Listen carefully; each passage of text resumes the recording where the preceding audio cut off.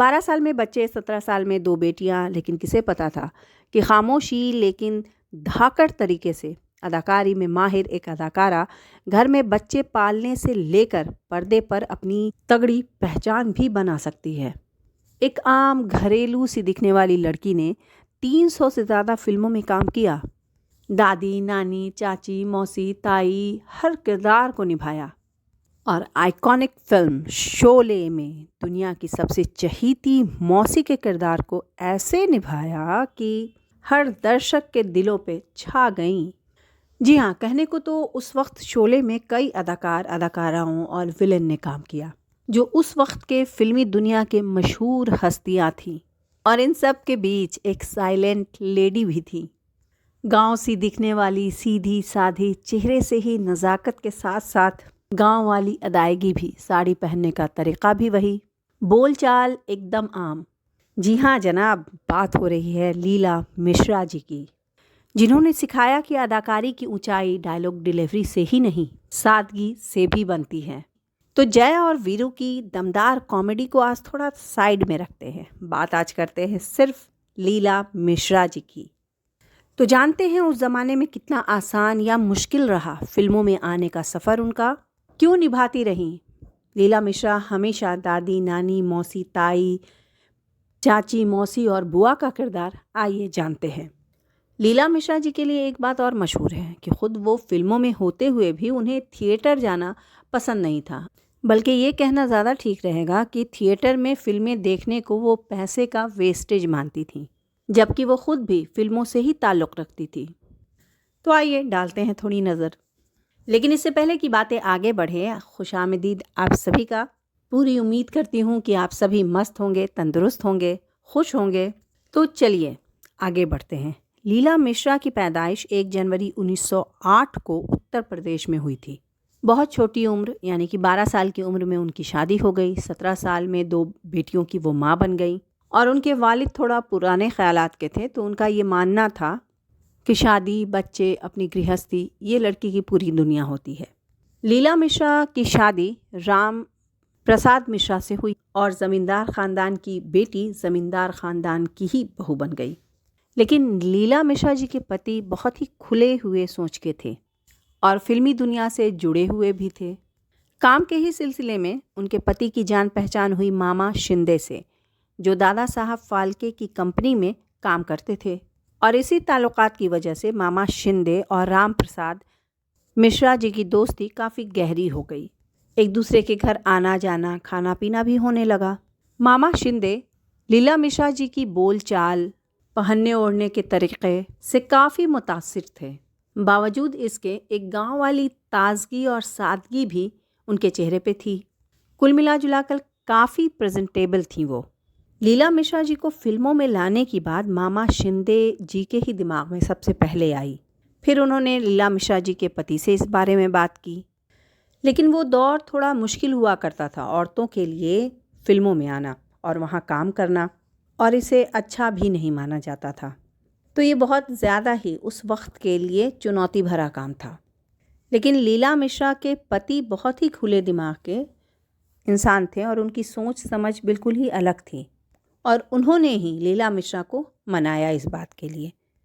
चूँकि वो दौर वो था कि जब औरतें कम हुआ करती थी फिल्मों में, इसलिए उस वक्त औरतों को फिल्मों में काम करने के लिए ज़्यादा पैसे दिए जाते थे। और यही वजह थी कि लीला मिश्रा जी को 500 तो उनके पति राम प्रसाद मिश्रा जी को 150 रुपये सैलरी पर रखा गया।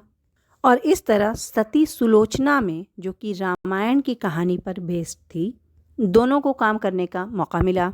राम प्रसाद मिश्रा जी ने रावण का किरदार निभाया, तो वहीं पर लीला मिश्रा ने उनकी पत्नी मंदोदरी का किरदार निभाया। लेकिन चूंकि दोनों नए थे तो काम में बारीकियां भी नहीं थी, लिहाजा बाहर का रास्ता देखना पड़ा दोनों को। उसके बाद लीला मिश्रा जी को एक और फिल्म मिली, भिखारन, जिसकी स्टोरी आम फिल्मों जैसी ही थी। और उसमें एक सीन था जिसमें लीला मिश्रा को अपने को स्टार के साथ बाहों में बाहें डालकर कोई सीन शूट करना था, और उन्होंने सीधे तौर पर इनकार कर दिया इस तरह के किसी भी सीन को शूट करने से। इसके बाद कई फिल्में उन्हें ऑफ़र की गई लीड एक्ट्रेस के तौर पर, लेकिन उन्होंने सिर्फ इसी वजह से उन तमाम में काम करने से इनकार कर दिया। उन तमाम फिल्मों में काम करने से इनकार कर दिया। दरअसल वो फिल्मों में किसी भी और कलाकार के साथ हाथ पकड़ना, गले लगना, उसके पास जाना या आंखें मिलाना, इस तरह के वो सीन नहीं करना चाहती थी। और फिर एक फ़िल्म किसी से ना कहना में उनको काम करने का मौका मिला। इस फिल्म में लीला मिश्रा ने जो किरदार निभाया वो माँ का था और यहीं से उनको कैरेक्टर रोल मिलने लगा। बल्कि इस फिल्म ने उन्हें इस तरह के किरदार की पहचान दी। और फिर 1975 में भारतीय सिनेमा में एक ऐसी फिल्म आई जिसने इतिहास बदल दिया। फिल्म थी शोले। इस फिल्म में जहां अमिताभ, धर्मेंद्र, अमजद खान, हेमा मालिनी, संजीव कपूर, जया बहादुरी जैसे कलाकारों ने धूम मचाई, वहीं पर एक चेहरा ऐसा भी था जिसने मुख्तसर से वक्त में दिल जीत लिया। लीला मिश्रा यानी कि हेमा मालिनी की मौसी। दरअसल रमेश सिप्पी जी को शोले के लिए एक ऐसी महिला चाहिए थी जो घर की बड़ी बुजुर्ग लगे, सख्त भी हो लेकिन दिल से प्यारी भी। और लीला मिश्रा जी ने अपनी अदाकारी इतनी बारीकी से की कि उनकी अदाकारी लगी ही नहीं। पूरा सीन बिल्कुल नेचुरल, सादा, जिम्मेदार लगा, जो आज भी यादगार है। जय बसंती की शादी वाला सीन, जय की शर्म, बसंती की खींच और मौसी जी की सख्ती, ये सब मिलकर हिंदी सिनेमा का सबसे प्यारा कॉमेडी इमोशन मोमेंट बन गया। तो इस तरह बिना बनावट के बहुत ही आसानी के साथ वो अपने किरदार को अंजाम दिया करती थी। और यही वजह थी कि उन्होंने अपनी पूरी फिल्मी करियर में नानी, दादी, ताई, चाची, मौसी जैसे किरदार को ही किया। लीला मिश्रा जी के लिए एक और बात बहुत ही मशहूर है। वो ख़ुद भी फिल्मों में थीं, लेकिन उनको थिएटर में जाकर फिल्में देखना बिल्कुल ही पसंद नहीं था। उनको लगता था, बल्कि वो कहती थीं कि इतने पैसे लगाकर एक बंद कमरे में जाकर बैठकर सिनेमा देखने से अच्छा है कि मैं उन पैसों को खाने पर, पहनने पर, अपने आसपास के लोगों पे खर्च करूं तो वो ज़्यादा अच्छा है। पैसों को बहुत सोच समझकर, नाप तौल कर खर्च करने वाली लीला मिश्रा जी थीं। लीला मिश्रा जी की अदाकारी बिना शोर, बिना बनावट के होती थी। उन्होंने अपने पूरे करियर में 300 से ज़्यादा ही फिल्मों में काम किया। कभी माँ बनी, कभी चाची, काकी, कभी मौसी, और हर बार उनका किरदार रियल इंडिया जैसा लगा। उनके बारे में ये बात बहुत कम लोग ही जानते हैं कि उन्होंने कभी भी हीरोइन बनने की कोशिश नहीं की। वो कहती थीं, लोग हंसे, खुश हों, बस यही मेरी जीत है। उन्होंने लोगों को ये बताया कि आइकॉनिक बनने के लिए ग्लैमर नहीं, सच्चाई चाहिए। 25 जनवरी 1988 को लीला मिश्रा जी दुनिया से चली गई। लेकिन आज भी जब शोले जैसी फिल्म टीवी पर आती है तो लोगों के चेहरे पर मुस्कान आ जाती है जब मौसी जी की अदाकारी में लीला मिश्रा जी सामने आती हैं। लीला मिश्रा जी, आप जैसा न कोई था, न है, न होगा।